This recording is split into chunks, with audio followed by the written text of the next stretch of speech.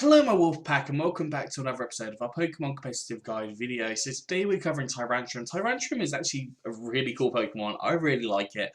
Base 121 attack, which is absolutely huge. Base 119 defense, again, gigantic. We've got base 59 special defense, so not really going to be able to live many special attacking hits, but it can definitely live on the defensive side, so it can be much more defensive Pokemon. And base 82 HP again means that it can live a couple of hits on that, especially that defensive side. Base 71 speed does let it down a little bit though, because unfortunately it's not slow enough to be able to use it in a Trick Room, and it's also not fast enough to really take advantage of it without having to increase it up. But we have got 5 sets today. Before I get started on that, if you scroll down, click that like button and also subscribe if you haven't done so already. It really would make my day. Okay, so first set we've got is a Dragon Dance set. Dragon Dance obviously increasing up the attack and the speed of Tyrantrum by 1 stage each time that it is used. Now, you can go for potentially 2 Dragon Dances if you're feeling a little bit spicy, but typically you'll get 1 Dragon Dance off and then you'll want to start firing off some attacks. Now, Life Orb is the item I've chosen to put on here. It allows for you to increase up your attack power by 1.3 times. Obviously, if you want to go for something like Leftovers to have that little bit of recovery option there, you can definitely go for that as an option. Move-wise, gone for Dragon Claw, a powerful stab dragon type attack, and it hits a lot of different Pokemon for neutral damage. And the only Pokemon I don't think it hits are Steel types, which is hit by the Earthquake, and then Fairy types, which you then have Head Smash and Earthquake as an option to use there as well. We've got Earthquake, powerful ground type attack. Now, that obviously hits a lot of different Pokemon, including things like Fire types, Rock types, Steel types. There's a few different options that Earthquake does hit. And then finally, Head Smash. Head Smash will hit things like your Fire types again, your Bug types, which they are semi-common. You've also got things like Ice types, and Ice types are obviously very prevalent at the minute, and you are actually weak to Ice types, so having that Head Smash there can allow you to do that damage. And obviously, with the Rock Head, so not taking recoil from the Head Smash there as well, means you've got a 150 base power attack boosted by Stab, which takes it to 225 base power, means that it's going to do a lot of damage when hitting a Pokemon. It is unfortunately 80% accurate, so if you want to go for something like a wide lens, I think it's wide lens, let me just double check that because the lenses are one thing that I get confused by. Yeah, so you got wide lens just to increase that accuracy by 1.1 times, which could definitely help you in that head smash scenario. EV's gone for max attack and max speed, and then you can run this either as an adamant nature, so more attack, less special attack, or you can run this as a jolly nature, so more speed and less special attack. I would probably lean more towards the jolly nature to increase up the speed, as opposed to the attack stat. Obviously, your attack stat is really high already, and if you get a Dragon Dance up, it's still going to be super high. But with the speed, with the Dragon Dance, you're not necessarily going to outspeed everything, but with that plus speed nature, you do outspeed a few more Pokemon, so personally, I think that works slightly better, but obviously, as always, it is your choice. Moving on to the second set, I've gone for a Stealth Rocks on here. Now, Tyrantrum can set up Stealth Rocks. It might catch your opponent off guard because typically it's not known as a Pokemon to hold Stealth Rocks on it. It's known to learn Stealth Rocks, but I think a lot of people don't see it as running Stealth Rocks often. And I've decided to combine that with the Dragon Tail here. So Stealth Rocks hits really hard on Ice types, which are super effective against you, Bug types, Flying types, and Fire types, which can be quite common typings as well. Then you've got Dragon Tail. So Dragon Tail is a minus priority move, so you will have to take a hit there, which is why I've put the Leftovers on here to allow you to heal yourself up that little bit each turn. But that Dragon Tail, minus priority, you'll take a hit, you'll hit that Pokemon, unless it's a Fairy Pokemon, which you won't be in with that Pokemon typically. It then forces that switch out into a different Pokemon, and they're then going to take these Stealth Rocks damage. Now, if you've set up sticky webs and like spikes and toxic spikes on a different Pokemon as well, that will cause so much damage to start racking up on that Pokemon and actually really give you that upper hand in that late game scenario. But again, you do have to make sure your living hits on there. So if it's a very kind of specially defensive team with a lot of specially defensive Pokemon, especially attacking Pokemon, then obviously it becomes a little bit of a problem for you.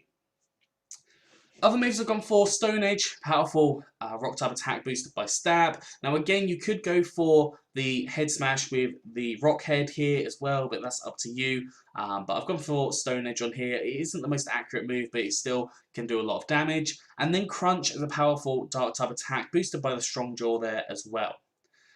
You can also go for things like Psychic Fangs if you wanted to. I find Psychic Fangs to be really effective against the screen sets that you do see. Now, you don't see them too commonly, but you don't really see them. They're not exactly rare. Like, they are still something that does happen every so often. And also things like Aurora Veil, especially with a load of Ninetales around, that can put a dampener on your day. And if you have the Psychic Fangs there, that just gets rid of it.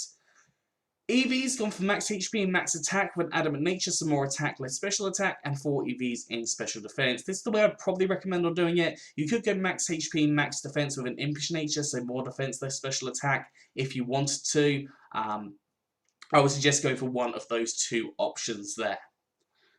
Moving on to our third Tyrantrum, so I've gone for a choice band set here. Now you could also go for a choice scarf set on this if you wanted to allow for you to increase up your speed and hopefully outspeed as many Pokemon as you can.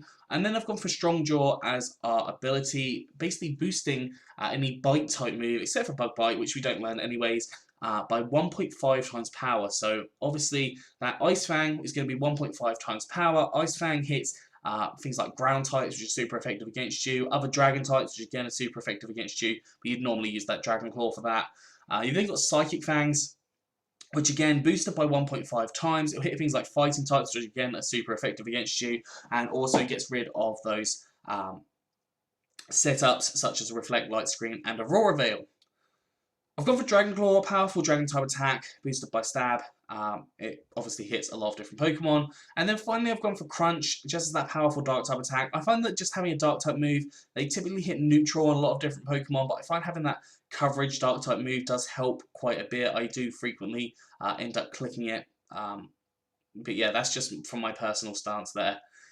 EVs, now a couple of ways of running this. You could go for max HP, max attack for the Adamant Nature, some more attack, less special attack. You could go max attack, max speed with an Adamant or a Jolly Nature if you wanted to. Or if you're going for the Choice Scarf, again, max attack, max speed, again, Jolly or Adamant Nature, depending on what your team is looking like. If you have a Sticky Web set up, obviously, then you might want to go more for the Adamant Nature, but obviously thinking about what your opposing team is going to be holding and what your team holds and what your speed tiers are already looking like. Moving on to the fourth Tyrantrum. Now this is a Dynamax set.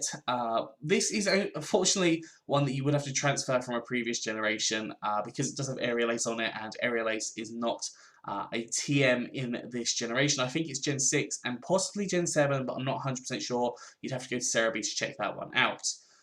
I've also put the Choice Scarf on here. Again, you could chuck the Choice Band on here. You could chuck Red Cards, you could chuck Life Orb, Leftovers, any assortment of berries. Lots of different options that you can run in here. You've got Rockhead or Strong Jaw on here. It doesn't really matter for this set, honestly. But the idea here, when you Dynamax, you use Close Combat as Max Knuckle, increasing up your attack stat. Ironhead turns to Max Steel Spike, increasing up your defense. Earthquake turns to Max Quake, increasing up your special defense, and then Aerial Ace turns to Max Airstream, increasing up your speed. Now, obviously, if you can't do the Aerial Ace, I'd recommend possibly going for the Choice Scarf if you want to go for it. And I've just lost it. Yeah, potentially going for the Choice Scarf if you want to go for it, if you want to have that extra speed. But you could also go for a Rock type attack to allow you to set up that Sandstorm, which can start doing chip damage to different Pokemon. EVs, couple of ways of doing this. So if you're going to focus more on the close combat Ironhead Earthquake side of things, then I'd recommend going max HP, max attack with the Adamant Nature. But if you're going to be focusing more with the Choice Scarf on side things, and then potentially the Aerial Ace, I'd recommend going max attack, max speed. Potentially with the Adamant Nature, I think would probably work slightly better. If you're not going Choice Scarf, then maybe go for the Jolly Nature. But yeah, again, it depends what you decide to kind of play with there. You can play with the items on this set, you can play with the EVs on this set if you want to, modify that slightly. And the final Tyrantrum set, I have gone for a special set because Tyrantrum does actually get a lot of really good special attacking moves. It has got base 69 special attack though, which is pretty poor, but we do have access to Meteor Beam. Meteor Beam allowing you to increase your special attack by 1 stage, so that would take it from 260 to 390, and that Power Herb would allow you to do that base 120 power move that same turn. So that can allow you to have quite a high special attack stat and hit a lot of Pokemon for quite a lot of damage, and it's very unexpected to have on a Tyrantrum. Other moves, Dragon Pulse, powerful Dragon type attack, boosted by Stab, Earth Power, just to hit things like Fire types and Steel types, and then Dark Pulse as just a bit more of a coverage move there as well. EV's gone for max HP and max special attack with a modest nature, so more special attack, less attack, and 4 EVs in special defense. Now, this is much more of a gimmicky set. You will probably struggle to pull this one off, but you can give it a go. Obviously, if you want to give it a go, then please do and let me know how it goes, because I think this is more of a fun set, if anything. Anyways, that is all for today, so I hope you've enjoyed this. If you have, please do like, subscribe, and comment. Let me know what you think down in the comment section below. Anyways, I'm out of here, so have a good one, and I'll see you soon.